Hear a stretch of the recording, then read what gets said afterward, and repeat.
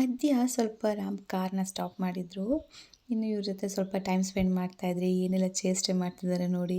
ಅಲ್ಲಿ ಮುಟ್ಟೋದು, ಇಲ್ಲಿ ಮುಟ್ಟೋದು ಏನೇನೋ ಮಾಡ್ತಿರ್ತಾರೆ ಸೋಹಾನು. ಇನ್ನು ಅಲ್ಲಿಂದ ಬೇಗನೆ ದೇವಸ್ಥಾನ ಹತ್ರ ಬಂದ್ವಿ. ಇವತ್ತು ಅಷ್ಟೊಂದಾಗಿ ಕ್ರೌಡ್ ಇರಲಿಲ್ಲ. ಬೇಗನೆ ಪೂಜೆ ಮುಗೀತು ಅಂತಲೇ ಹೇಳ್ಬೋದು. ಬೇಗನೆ ಹೋಗಿ ಮಕ್ಳು ಕರ್ಕೊಂಡು ಹೋಗಿರೋದ್ರಿಂದ ಸ್ವಲ್ಪ ರಶ್ ಅಂತ ಅನ್ಕೊತಾ ಇದ್ದೆ. ಬಟ್ ಅಷ್ಟೊಂದು ರಶ್ ಇರಲಿಲ್ಲ. ಫ್ರೀಯಾಗಿ ಹೋಗಿ ಬೇಗ ಪೂಜೆ ಮುಗಿಸ್ಕೊಂಡು ಬಂದ್ವಿ. ಇನ್ನು ಪೂಜೆ ಎಲ್ಲ ಮುಗಿಸ್ಕೊಂಡಾದ್ಮೇಲೆ ಹೊರಗಡೆ ಸ್ವಲ್ಪ ಫೋಟೋ ಈ ಥರ ವೀಡಿಯೋ ಎಲ್ಲ ಕ್ಯಾಪ್ಚರಿಂಗ್ ಮಾಡ್ಕೊಂಡಾದ್ಮೇಲೆ ಮಧ್ಯಾಹ್ನದ ಲಂಚ್ಗೆ ಅಂತ ಹೇಳಿ ಹಳ್ಳಿ ಮನೆ ಅನ್ನೋ ಹೋಟೆಲ್ ಹತ್ರ ಬಂದು ನಾವು ಸ್ಟಾಪ್ ಮಾಡಿದ್ವಿ ಲಂಚಿಗೆ ಅಂತ ಹೇಳಿ. ಇನ್ನು ಒಳಗಡೆ ಯಾವ ಥರ ಎಲ್ಲ ಇದೆ ಅಂತ ನಿಮಗೆ ವಿಡಿಯೋದಲ್ಲಿ ತೋರಿಸ್ತೀನಿ ನೋಡಿ. ಸ್ಟಾರ್ಟಿಂಗ್ ಅಂತೂ ಹಳ್ಳಿ ಥೀಮಲ್ಲಿ ಎತ್ತಿನ ಗಾಡಿ ಮತ್ತು ಹಸು ಕರು ಮತ್ತು ಕೆಲವೊಂದು ಟಾಯ್ಸ್ ವುಡ್ಗಳದ್ದು ಟಾಯ್ಸು ಅದು ಕೂಡ ಹಳ್ಳಿ ಥೀಮಲ್ಲೇ ಇತ್ತು. ಹಾಗೆ ಇನ್ನು ಹೋಟೆಲೆಲ್ಲ ಕೆಲವೊಂದು ಪಿಕ್ಚರ್ಸ್ ಎಲ್ಲ ಯಾವ ಥರ ಇದೆ. ಹಾಗೆ ಈ ಹೋಟೆಲ್ ಬಂದು ಮೈಸೂರು ಮತ್ತು ಬ್ಯಾಂಗ್ಳೂರು ಹೈವೇಯಲ್ಲಿ ಇರೋದು. ಚೆನ್ನಾಗಿದೆ ಅಂತಲೇ ಹೇಳ್ಬೋದು. ಇನ್ನು ನಾವು ದೇವಸ್ಥಾನದಿಂದ ಹೊರಗಡೆ ಬರಬೇಕಾದ್ರೆ ಸೋಹನ್ ಪುಟ್ಟ ಸ್ವಲ್ಪ ಆಟ ಆಡ್ತಿದ್ದ. ಆ ಟೈಮಲ್ಲಿ ಕಾಲು ಸ್ಕಿಡ್ಡಾಗಿ ಅವನಿಗೆ ಸ್ವಲ್ಪ ಪೆಟ್ಟಾಯ್ತು ಅಂತಲೇ ಹೇಳ್ಬೋದು. ಆವಾಗಿಂದ ಅಷ್ಟೆಲ್ಲ ಪೂಜೆ ಮಾಡ್ಕೊಂಬಂದಾಗ ಖುಷಿ ಇತ್ತು. ಆ ಥರ ಆದ ತಕ್ಷಣ ಸ್ವಲ್ಪ ಬೇಜಾರಾಯಿತು, ಏನಪ್ಪ ಹಿಂಗಾಯ್ತು ಅಂತ ಹೇಳಿ. ಹೊರಗಡೆ ಬಂದಾಗ ಈ ಥರ ಮಕ್ಕಳಿಗೆ ಏನಾದರೂ ಪೆಟ್ಟಾದರೆ ನಿಜ ಅದು ದಿನ ಪೂರ್ತಿ ಸಮಾಧಾನನೇ ಇರಲ್ಲ. ಅದೇ ಇದರಲ್ಲಿ ಇರುತ್ತೆ. ರಾಮ್ ಏನೂ ಆಗಲ್ಲ, ಸರಿ ಹೋಗುತ್ತೆ ಬಿಡು ಅಂತ ಹೇಳ್ತಾಯಿದ್ರು. ಹಾಗೆ ಸಮಾಧಾನ ಮಾಡಿಕೊಂಡು ಅವನೇನಿಲ್ಲ ಆರಾಮಾಗೇ ಇದ್ದ. ಅವನಿಗೇನು ಅಷ್ಟೊಂದು ಗೊತ್ತಾಗ್ತಾ ಇರಲಿಲ್ಲ ಏನಾಗಿದೆ ಏನಂತ ಹೇಳಿ. ಇನ್ನು ನಾವು ಅಲ್ಲಿಂದ ಊಟ ಮುಗಿಸ್ಕೊಂಡು ಹೊರಟು ಬಂದ್ವಿ. ಇದು ಬಂದು ಹಿಂದಿನ ದಿನದ ವೀಡಿಯೋ ಅಂತಲೇ ಹೇಳ್ಬೋದು. ನಾನೊಂದು ಸ್ಪೆಷಲ್ ಡೇ ಅಂತ ಹೇಳಿದ್ನಲ್ಲ, ಆ ಸ್ಪೆಷಲ್ ಡೇಗೆ ಏನಾದರೂ ಸ್ವೀಟ್ ರೆಡಿ ಮಾಡ್ಕೊಳ್ಳೋಣ ಅಂತೇಳಿ ಮಾಡ್ಕೊತಾ ಇದ್ದೆ. ಒಂದು ಬೌಲಿಗೆ 1/2 ಲೀಟರ್ ಹಾಲನ್ನು ತೊಗೊಂಡು ಕಾಯಕ್ಕೆ ಇಟ್ಕೊತಾ ಇದ್ದೀನಿ. ಹಾಗೆ ಸೈಡಲ್ಲಿ ಒಂದು ಸಣ್ಣದಾದ ಮಗ್ಗಿಗೆ ನಿಂಬೆಹಣ್ಣನ್ನು ಕಟ್ ಮಾಡಿಕೊಂಡು ಆ ಜ್ಯೂಸನ್ನ ಸಪ್ರೇಟ್ ಮಾಡಿ ಇಟ್ಕೊತಾ ಇದ್ದೀನಿ. ಸ್ಪೆಷಲ್ ಡೇ ಅಂತ ಹೇಳಿದ್ನಲ್ಲ, ಅದು ಏನಂತ ಹೇಳಿದ್ರೆ ನಂದು ಬರ್ತ್ಡೇ ಅಂತಲೇ ಹೇಳ್ಬೋದು. ಅದು ಹಿಂದಿನ ದಿನವೇ ಏನಾದರೂ ಸ್ವೀಟ್ನ ಪ್ರಿಪೇರ್ ಮಾಡಿಟ್ರೆ ನೆಕ್ಸ್ಟ್ ಡೇ ದೇವಸ್ಥಾನಕ್ಕೆಲ್ಲ ಹೋಗೋದೆಲ್ಲ ಇರುತ್ತೆ, ಆವಾಗ ಆಗಲ್ಲ ಅಂತ ಹೇಳಿ ಹಿಂದಿನ ದಿನವೇ ಮಾಡ್ಕೊತಾ ಇದ್ದೀನಿ. ಇನ್ನು ನನ್ನ ಫೇವ್ರೆಟ್ ಸ್ವೀಟ್ ಏನಾದರೂ ಮಾಡ್ಕೊಳ್ಳೋಣ ಅಂತೇಳಿ ಮಾಡ್ಕೊತಾ ಇದ್ದೆ. ರಸಮಲೈ ತುಂಬ ಇಷ್ಟ ನನಗೆ. ಆ ಸ್ವೀಟ್ ಮಾಡ್ಕೊಳ್ಳೋಣ ಅಂತೇಳಿ ಮನೇಲಿ ಫಸ್ಟ್ ಟೈಮ್ ಟ್ರೈ ಮಾಡ್ತಿರೋದು. ತುಂಬ ಚೆನ್ನಾಗಿ ಬಂದಿತ್ತು ಅಂತಲೇ ಹೇಳ್ಬೋದು ಟೇಸ್ಟು. ಈಗ ಆ ರೆಸಿಪಿ ಮಾಡೋದನ್ನ ನಿಮ್ಗೆ ತೋರಿಸ್ತಾ ಇದ್ದೀನಿ.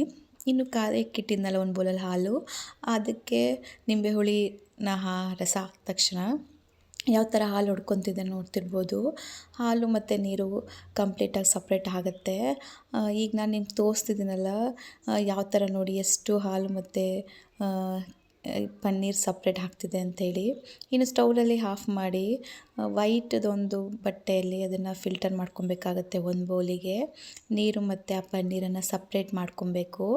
ಈಗ ನಾನು ನಿಮ್ಗೆ ತೋರಿಸ್ತೀನಲ್ಲ ಈ ವೈಟ್ ಬಟ್ಟೆ ಯೂಸ್ ಮಾಡ್ಕೊಂಡು ನಾನು ನೀಟಾಗಿ ಸಪ್ರೇಟ್ ಮಾಡ್ಕೊತಾ ಇದ್ದೀನಿ ಪನ್ನೀರ್ ಮತ್ತು ನೀರನ್ನು. ಇದು ಸ್ವಲ್ಪನೇ ಕನ್ಸಿಸ್ಟೆನ್ಸಿಲಿ ನಂಗೆ ಸಿಕ್ಕಿದ್ದು ಪನ್ನೀರು. 1/2 ಲೀಟರಲ್ಲಿ ಇಷ್ಟು ಸಿಕ್ಕಿದೆ. ಇದೇ ಒಂದು 7-8 ಪೀಸ್ ಆಗುತ್ತೆ ಅಂತಲೇ ಹೇಳ್ಬೋದು ರಸಮಲೈ. ಇನ್ನು ನಿಂಬೆ ಹುಳಿ ಹಾಕಿದ್ನಲ್ವ, ಆ ಹುಳಿ ಅಂಶ ಇರುತ್ತೆ ಅಂತೇಳಿ ನೀಟಾಗಿ ನೀರಲ್ಲಿ ಪನ್ನೀರನ್ನ ತೊಳ್ಕೊತಾ ಇದ್ದೀನಿ. ತೊಳ್ಕೊಬೇಕು, ಇಲ್ಲಾಂದರೆ ಸ್ವಲ್ಪ ಹುಳಿ ಇರುತ್ತೆ ಅಂತ ಹೇಳಿ. ವಾಶ್ ಮಾಡ್ಕೊಂಡು ಆದಮೇಲೆ ಈ ಬಟ್ಟೆಯಿಂದ ನೀಟಾಗಿ ಪನ್ನೀರನ್ನು ಹಿಂಡ್ಕೊಬೇಕು. ಅದರಲ್ಲಿ ನೀರು ಇರುತ್ತಲ್ವ ಅದೆಲ್ಲ ಕಂಪ್ಲೀಟಾಗಿ ಹೋಗಬೇಕು. ಈ ಥರ ನೀರು ಹಿಂಡ್ಕೊಂಡ್ಮೇಲೂ ಪ್ರೆಸ್ ಮಾಡಿ ನೀಟಾಗಿ ನೀರು ತೆಗೆದಿಟ್ಕೊಂಡ್ರೆ ನಮಗೆ ಈ ಥರ ಪನ್ನೀರ್ ಸಿಗುತ್ತೆ ಅಂತಲೇ ಹೇಳ್ಬೋದು. ಇನ್ನು ನಾವು ರಸಮಲೈಗೆ ಮಾಡೋ ಥರ ಕನ್ಸಿಸ್ಟೆನ್ಸಿಗೆ ಈ ಪನ್ನೀರನ್ನ ತಗೊಂಬರ್ಬೇಕಾಗತ್ತೆ.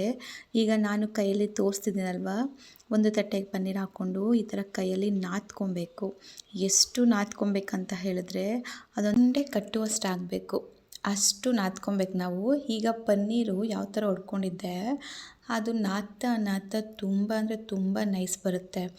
ಅಷ್ಟು ನಾವು ನಾದ್ಕೊಬೇಕು. ತುಂಬ ಟೈಮ್ ಹಿಡಿಯುತ್ತೆ, ಒಂದು 10 ನಿಮಿಷನಾದರೂ ನಾದ್ಕೊಬೇಕು ಕೈಲಿ. ಅಷ್ಟು ಪ್ರೆಸ್ ಮಾಡಿದಷ್ಟು ಅದು ಎಣ್ಣೆ ಬಿಟ್ಕೊಳ್ತಾ. ಮತ್ತು ಇಲ್ಲಿ ನಾನು ತೋರಿಸ್ತಿದ್ದೀನಲ್ಲ ನೋಡಿ ಎಷ್ಟು ಚೆನ್ನಾಗಿ ಬಂದಿದೆ. ನೈಸ್ ಬರಬೇಕು, ಅದು ಉಂಡೆ ಆಗಬೇಕಂತ ಅಂದರೆ ಅಷ್ಟು ನಾದ್ಕೊಂಡ್ರೆ ಸಾಕಂತ ಅನಿಸುತ್ತೆ. ನಾವು ಮಾಡ್ಕೊಡೋ ರಸಮಲೈಗೆ ಎಷ್ಟು ಚೆನ್ನಾಗಿ ಬಂತು ನೋಡಿ. ಇಷ್ಟು ಉಂಡೆಯಲ್ಲಿ ಒಂದು 7 ರಸಮಲೈನ ಮಾಡ್ಕೊಬೋದು. ಈಗ ನೆಕ್ಸ್ಟು ನಾನು ಇದನ್ನು ಸಣ್ಣದಾಗಿ ಉಂಡೆ ಕಟ್ಟಿಟ್ಕೊಳ್ಳೋಣ ಅಂತೇಳಿ ಇದು ಮಾಡ್ಕೊತಾ ಇದ್ದೀನಿ. ಎಷ್ಟು ಚೆನ್ನಾಗಿ ಬಂದಿದೆ. ಈಗ ಸಣ್ಣ ಸಣ್ಣದಾಗಿ ರಸಮಲೈಗೆ ಬೇಕಾಗುವ ಶೇಪ್ನ ನಾವು ಮಾಡಿಕೊಂಡ್ರೆ ಸರಿ ಹೋಗುತ್ತೆ. ನಿಮಗೆ ಯಾವ ಥರ ಶೇಪ್ ಬೇಕು ಆ ಥರ ಮಾಡ್ಕೊಬೋದು. ಸ್ಕ್ವೇರು, ಓವಲ್ ಶೇಪು, ಸರ್ಕಲ್ ಈ ಥರ ಎಲ್ಲ ಮಾಡ್ಕೊಬೋದು. ನಾದ್ಕೊಂಡಿರೋ ಇದರಿಂದ ಯಾವ ಹದ ಬೇಕಾದರೂ ನಾವು ಶೇಪ್ನ ಚೆನ್ನಾಗಿ ಮಾಡ್ಕೊಬೋದು ಅಂತಲೇ ಹೇಳ್ಬೋದು. ಈಗ ನಾನು ಸ್ವಲ್ಪ ರೌಂಡಿಗೆ ಕಟ್ಟಿಟ್ಕೊತಾ ಇದ್ದೀನಿ. ಇಷ್ಟು ಸಣ್ಣದಾಗಿ ಕಟ್ಕೊಂಡ್ರೆ ಅದು ಸಕ್ಕರೆ ಪಾಕದಲ್ಲಿ ಬೇಯುವಾಗ ಹರಡುತ್ತೆ, ಡಬಲ್ ಆಗುತ್ತೆ ಸೈಜ್ ಅಂತಲೇ ಹೇಳ್ಬೋದು. ಇನ್ನು ಇದು ಕರೆಕ್ಟಾಗಿ 7 ರಸಮಲೈ ಉಂಡೆ ಆಯಿತು. ನಾನು ಅದನ್ನು ರೆಡಿ ಮಾಡ್ಕೊಂಡಾದ್ಮೇಲೆ ಇದನ್ನು ಬೇಯಿಸೋಕ್ಕೆ ಒಂದು ಬೌಲಲ್ಲಿ ಸಕ್ಕರೆ ಪಾಕನ ರೆಡಿ ಮಾಡ್ಕೊಬೇಕು. ಅದನ್ನು ಕೂಡ ರೆಡಿ ಮಾಡ್ಕೊಳ್ಳೋಣ. ಇದು ಕಂಪ್ಲೀಟಾಗಿ ಕಟ್ಟಾದಮೇಲೆ ನೋಡ್ತಿರ್ಬೋದು ಎಷ್ಟು ರೆಡಿ ಆಗಿದೆ ಅಂತ. ಇನ್ನು ಸ್ಟವ್ ಮೇಲೆ ಒಂದು ಪಾತ್ರೆ ಇಟ್ಕೊಂಡು ಅದಕ್ಕೆ 1 ಕಪ್ ಆಗುವಷ್ಟು ಸಕ್ಕರೆ ಹಾಕ್ಕೊಂಡಿದ್ದೀನಿ. ಹಾಗೆ 2.5 ಕಪ್ ಆಗುವಷ್ಟು ನೀರನ್ನು ಹಾಕ್ಕೊಂಡು ಚೆನ್ನಾಗಿ ಕುದಿಸ್ಕೊಬೇಕು. ಎಷ್ಟಂತಂದರೆ ಸಕ್ಕರೆ ಎಲ್ಲ ನೀಟಾಗಿ ನೀರಲ್ಲಿ ಕರಗುವಷ್ಟು ಕುದಿಸ್ಕೊಂಡ್ರೆ ಸಾಕು. ಈಗ ಇದಕ್ಕೆ ನಾವು ರೆಡಿ ಮಾಡ್ಕೊಂಡಿರ್ತೀವಲ್ಲ ಪನ್ನೀರ್ದು ರಸಮಲೈ ಉಂಡೆ, ಅದನ್ನು ಹಾಕ್ಕೊತಾ ಇದ್ದೀನಿ. ಇದನ್ನು ಹಾಕ್ಕೊಂಡು ಕ್ಲೋಸ್ ಮಾಡ್ಕೊಬೇಕು.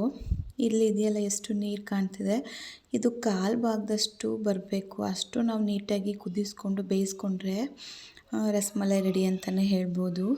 ಈಗ ಕ್ಲೋಸ್ ಮಾಡಿ ಬೇಯಿಸ್ಕೊಳ್ಳೋಣ.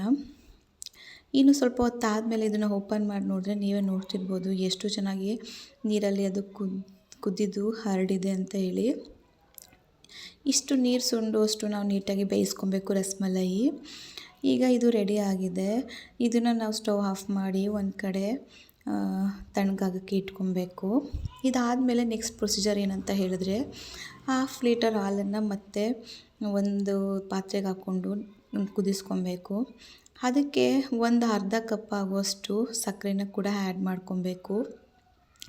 ಇಲ್ಲಿ ಆಲ್ರೆಡಿ ಪನ್ನೀರನ್ನು ನೀಟಾಗಿ ಸಕ್ಕರೆ ಪಾಕದಲ್ಲಿ ಬೇಯಿಸಿರೋದ್ರಿಂದ ಇದಕ್ಕೆ ಸ್ವಲ್ಪ ಸಕ್ಕರೆ ಕಮ್ಮಿನೇ ಹಾಕ್ಕೊತಾ ಇದ್ದೀವಿ. ಸ್ವೀಟ್ ಅಷ್ಟೊಂದು ಬೇಕಾಗಲ್ಲ. ಕಲರಿಗೆ ಅಂತ ಹೇಳಿ ಒಂದು 5-6 ದಳ ಕೇಸರಿನ ನೀರಲ್ಲಿ ನೆನೆಸಿ ಹಾಕಿಟ್ಟಿದ್ದೆ. ಅದನ್ನು ಕೂಡ ಆ್ಯಡ್ ಮಾಡ್ಕೊಂಡು ನೀಟಾಗಿ ಮಿಕ್ಸ್ ಮಾಡ್ಕೊತಾ ಇದ್ದೀನಿ. ಎಷ್ಟು ಚೆನ್ನಾಗಿ ಬಂದಿದೆ ನೋಡಿ ಕಲರು. ಹಾಗೆ ಸ್ವಲ್ಪ ಏಲಕ್ಕಿ ಪೌಡರ್ನು ಹಾಕ್ಕೊಂಡ್ರೆ ಫ್ಲೇವರಿಗೆ ಚೆನ್ನಾಗಿರುತ್ತೆ ಅಂತೇಳಿ ಹಾಕ್ಕೊಂಡು ಮಿಕ್ಸ್ ಮಾಡ್ಕೊತಾ ಇದ್ದೀನಿ.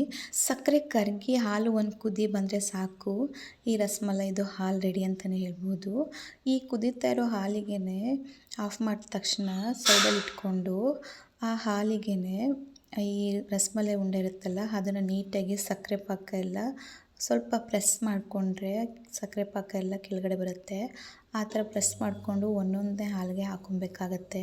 ಇಲ್ಲಾಂದರೆ ಹಾಲು ಸಕ್ಕರೆ ಪಾಕ ಡೈರೆಕ್ಟಾಗಿ ಹಾಕಿದ್ರೆ ಸ್ವಲ್ಪ ನೀರು ಬಿಟ್ಕೊಂಡ್ಬಿಡುತ್ತೆ ಅಂತ ಹೇಳಿ ಸಕ್ಕರೆ ಪಾಕನೆಲ್ಲ ನೀಟಾಗಿ ಪ್ರೆಸ್ ಮಾಡಿ ಒಂದೊಂದನ್ನೇ ಹಾಲು ಒಳಗಡೆ ಹಾಕ್ಕೊಬೇಕು. ಇನ್ನು ಹಾಕ್ಕೊಂಡಾದಮೇಲೆ ಇಲ್ಲಿ ಫುಲ್ ಕಂಪ್ಲೀಟಾಗಿ ತಣ್ಣಗಾಗಕ್ಕೆ ಬಿಡಬೇಕು. ಅದನ್ನು ಬಿಸಿ ಇರೋದ್ರಿಂದ ಹಾಲಿಗೆ ಸ್ವಲ್ಪ ಫುಲ್ ಕೂಲ್ ಆಗಬೇಕು. ಅಲ್ಲಿವರೆಗೂ ಹೊರಗಡೆನೇ ಇಟ್ಟರೆ ರಸಮಲೈ ಕೂಡ ಚೆನ್ನಾಗಿ ಇಟ್ಕೊಳ್ಳುತ್ತೆ ಆ ಬಿಸಿಲೇ ಪಾಕನ ಅಂತ ಹೇಳ್ಬೋದು. ಇನ್ನು ಫ್ರಿಜ್ಗೆ ಒಂದು ಕಂಟೈನರ್ಗೆ ಹಾಕಿ ಎಲ್ಲನೂ ಎತ್ತಿಡಬೇಕು. ಈ ರಸಮಲೈ ಇದೆಯಲ್ಲ ಅದನ್ನೆಲ್ಲ ಒಂದೊಂದೇ ಶಿಫ್ಟ್ ಮಾಡಿಕೊಂಡು ಈ ಹಾಲನ್ನು ಕೂಡ ಒಳಗಡೆ ಆ್ಯಡ್ ಮಾಡಿ ಎಷ್ಟು ಟೈಮ್ ಇಡ್ತೀವೋ ಅಷ್ಟು ಟೈಮ್ ಫ್ರಿಜ್ಜಲ್ಲಿ ತುಂಬ ಚೆನ್ನಾಗಿ ಟೇಸ್ಟ್ ಕೊಡುತ್ತೆ ಅಂತಲೇ ಹೇಳ್ಬೋದು ರಸಮಲೈ. ಮಿನಿಮಮ್ ಅಂದರೂ 3-4 ಗಂಟೆ ಟೈಮ್ ಇಟ್ಟರೆ ಒಳ್ಳೆ ಟೇಸ್ಟ್ ಬರುತ್ತೆ ರಸಮಲೈ ಅಂತಲೇ ಹೇಳ್ಬೋದು. ಈ ಹಾಲು ಇದೆಲ್ಲ ಕಂಪ್ಲೀಟಾಗಿ ನಾನು ಹಾಕಿ ಫ್ರಿಜ್ಜಲ್ಲಿ ಇಟ್ಟಾಗ ಅದು ಎಲ್ಲ ರಸಮಲೈ ಅಬ್ಸರ್ವ್ ಮಾಡಿಕೊಂಡು ಒಂದು 1/4 ಭಾಗದಷ್ಟು ಕಮ್ಮಿ ಆಗಿರುತ್ತೆ ಹಾಲು. ನೀವು ನೋಡ್ಬೋದು ಅದನ್ನು. ಇನ್ನು ಬರ್ಡೇ ಸೆಲೆಬ್ರೇಷನ್ ವೀಡಿಯೋ ಕೂಡ ನೆಕ್ಸ್ಟು ಅಪ್ಲೋಡ್ ಮಾಡಿದ್ದೀನಿ ನೋಡಿ.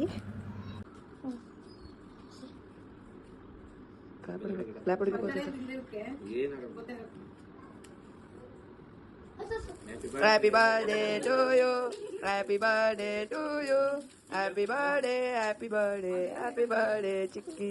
Thank you.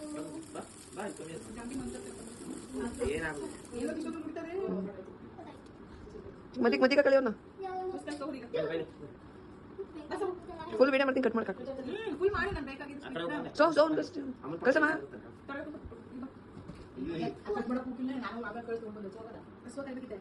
ಈ ಕಡೆ ಬಾ.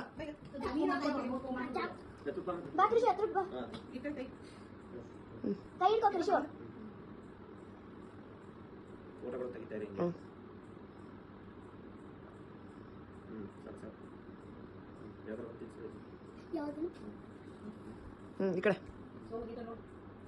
ಹ್ಞೂ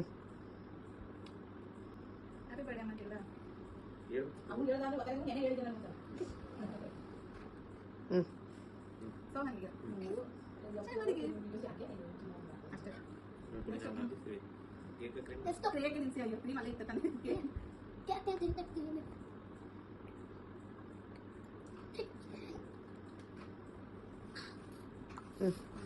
ಇನ್ನು ಬರ್ಡೇ ಗಿಫ್ಟ್ ಅಂತ ಹೇಳಿ ರಾಮ್ ಬಳೆ ಕೊಡಿಸಿದ್ರು. ಇದು ಸರ್ಪ್ರೈಸ್ ಏನಲ್ಲ, ಗೊತ್ತಿದ್ದು ನಾನು ಡಿಸೈನ್ ನೋಡಿ ಪರ್ಚೇಸ್ ಮಾಡಿರುವಂಥ ಗಿಫ್ಟ್ ಅಂತಲೇ ಹೇಳ್ಬೋದು. ಎಷ್ಟು ಚೆನ್ನಾಗಿದೆ ಅಂತ ನೋಡಿ. ಬರ್ಡೇ ದಿನ ಹಾಕ್ಕೊಳ್ಳೋಣ ಅಂತೇಳಿ ಆವತ್ತಿಗೆ ಗಿಫ್ಟ್ ಅಂತೇಳಿ ರಾಮ್ ಕೊಡಿಸಿದ್ದು. ರಸ್ಮಲೈ